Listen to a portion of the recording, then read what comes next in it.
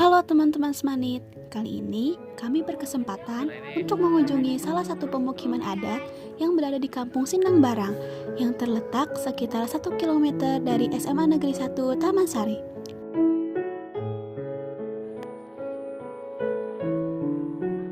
Iya.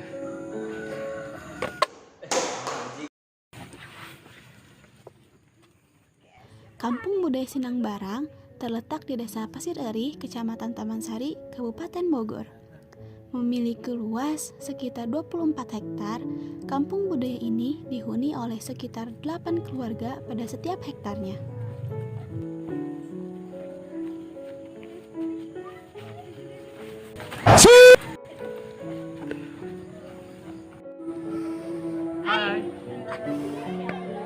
Sesampainya di sana, kami disuguhkan dengan berbagai macam objek yang memiliki nilai kebudayaan tersendiri.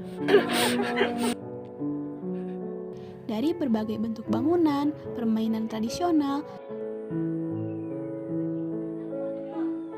serta berbagai macam alat musik dan peralatan yang menambah kesan tradisional pada kampung ini.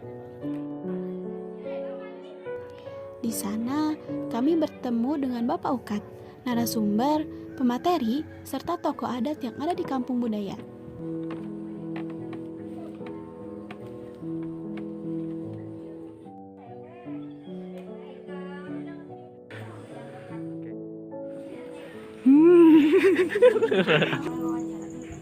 Udah nih?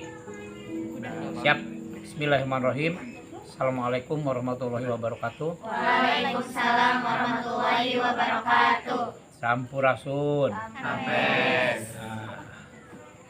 Perkenalkan, nama saya Pak Ukat ya. Barangkali ada yang masih belum kenal.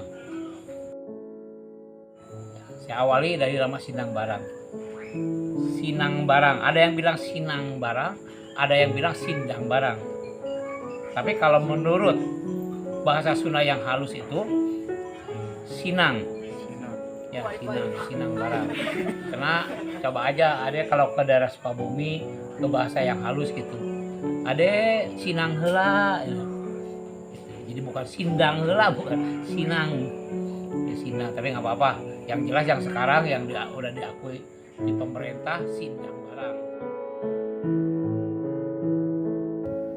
Menurut beliau, kampung budaya merupakan bekas kerajaan bawahan Prabu Siliwangi, yakni Kerajaan Sindang Barang yang diyakini telah ada sejak abad ke-12.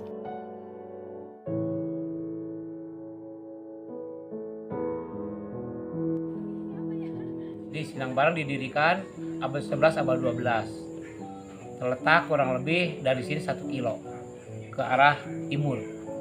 Di sana ada peletakan batu pertamanya, ada disebut batu tugu dan ada sumur. Disebut sumur itu sumur Jalatunda.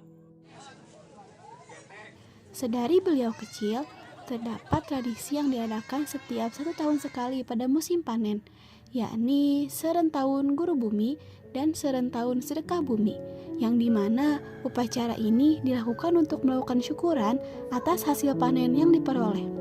Makanan yang disedekahkan pun tidak sembarangan, yakni harus berupa hasil tani, hewan ternak, serta segala bentuk pangan lainnya yang merupakan hasil alam. Karena menurut kepercayaan warga sekitar, setiap hasil alam yang disedekahkan memiliki makna tersendiri. Cuman katanya zaman dulu mah ada upacara adat Serentahun Guru Bumi, Sindang Barang itu. Serentahun Guru Bumi patokannya ke panen padi. Ya, panen padi. Jadi di mana panen padi, di situ dilakukan upacara adat. Jadi tidak berpatokan ke bulan. Jadi istilahnya panennya mau bulan berapa, yang penting setelah panen upacara adat. Jadi Sunda itu menggali ilmunya lebih ke alam. Makanya ritual itu bukan untuk nyembah. Kalau Sunda beda dengan agama Hindu-Buddha. Hindu-Buddha untuk menghormati dewa. Kalau Sunda bukan, itu filosofi alam. Kita belajar baca alam. Makanya ada air putih, ada air teh, kopi pahit, kopi manis, bunga 7 macam, ada buah-buah 7 macam. Ini ada filosofinya. Teh itu simbol alam, ini badan kita.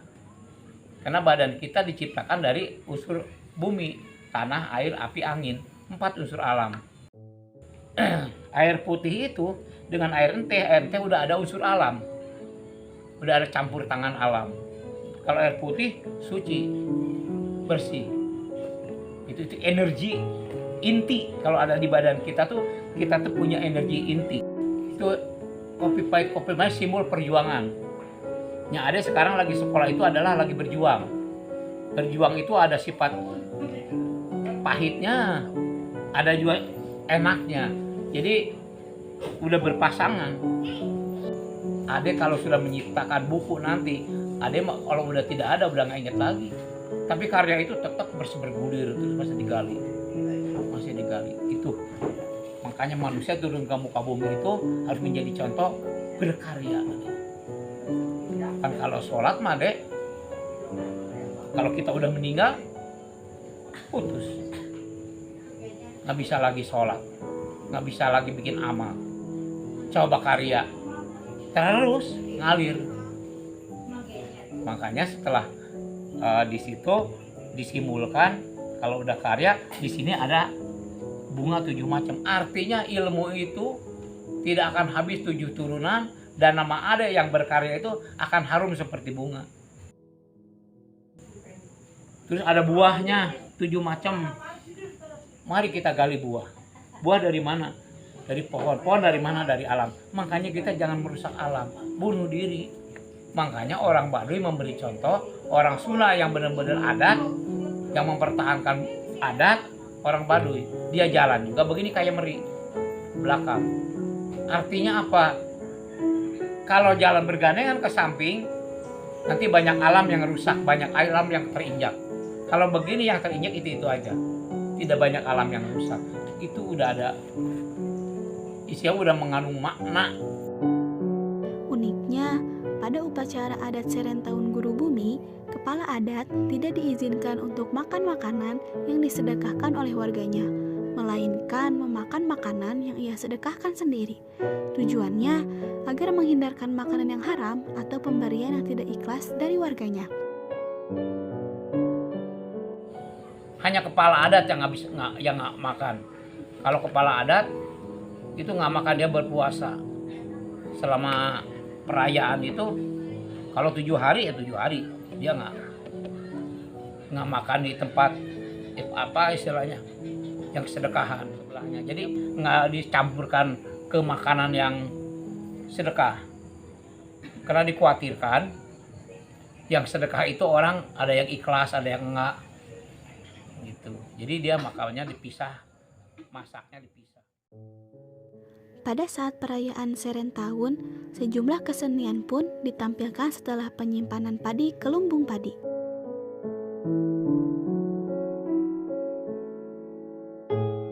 Ada 8 kesenian, yang 3 masih kental ke budaya. Ada rengkong, ada angklung gubrak, ada tutunggulan ya. Jadi itu boleh bunyi pada saat ritual nyimpan padi ke lumbung padi. Itu boleh gerak. Tapi kalau kesenian yang 5 yang udah modern itu untuk atraksi setelah upacara adat. Ya, setelah upacara adat itu untuk atraksi. Ada tepak seeng. Tapi tepak seengnya bukan kayak Betawi. Ya, beda di sini karena ada ilmu bela diri pencak silat Cimande itu benar-benar lebih nyangkut ke budaya. Jadi igelnya harus pakai gerakan Cimande, nggak boleh pakai gerakan silat-silat yang udah modern gitu, karena kita mempertahankan masalah budaya gitu ya. Terus ada silat Cimande, ada tari anak-anak, dan sampai tari modern. Terus ada angklung, ada calung, ada reog. Nah, karena reog di Sinangbarang ini termasuk reog tua. Ya, karena namanya dulu di Sinangbarang itu reog, nggak namanya Ciung Wanara. Bentar.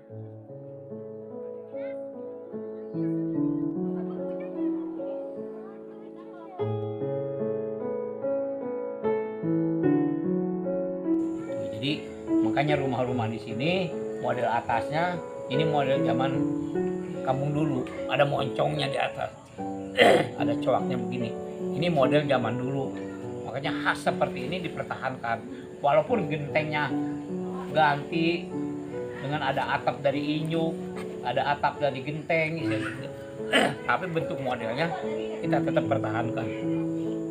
Ini namanya kampung modelnya model rumah gado bangkong ya. Sekarang ada beberapa titik situs. Titik situs yang ada di sini ada di Desa Pasir Eri ada 2. Ada Sumur Jalatuna, Taman Sri Baginda. Terus kalau di wilayah Desa Sukaresmi ada Batu Tapak dan Batu Dakon. Berarti kalau Taman Sari mungkin ada yang tahu ya, ada Pasir Karamat dari 1 sampai 3 di sana.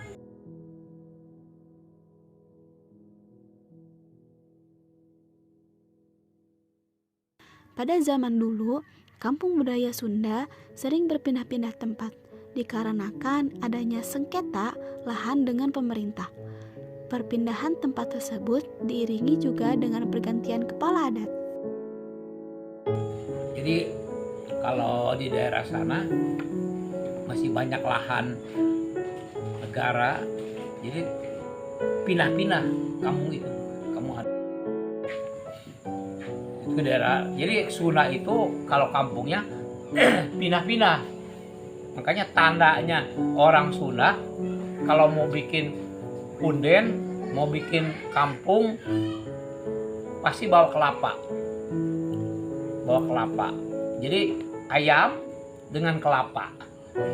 Nanti kelapa kalau sudah berbuah berarti kurang lebih itu udah 10 tahunan. Itu udah siap-siap. Harus mewariskan nanti kepala adat ke yang lain. Paling lama 25 tahun. Kalau masih kekeh wae, udah jelas awangsit ada, tapi dia mesti tetap megang kekuasaan, biasanya juga ada musibah. Gitu. Jadi itu harus diwariskan.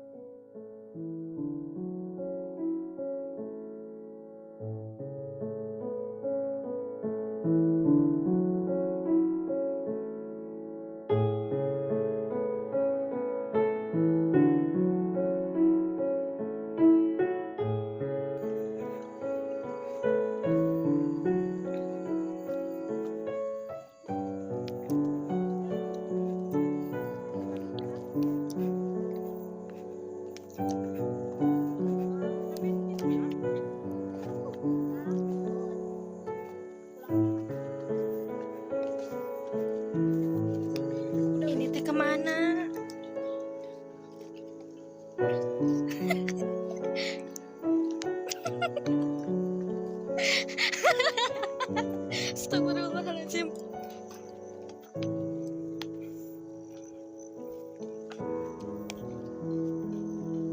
Hei Jawa.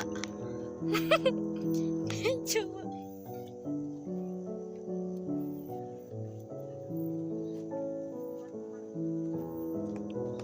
Ikan gege ma ilai ilai.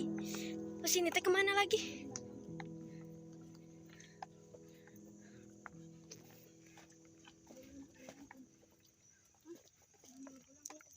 Nih.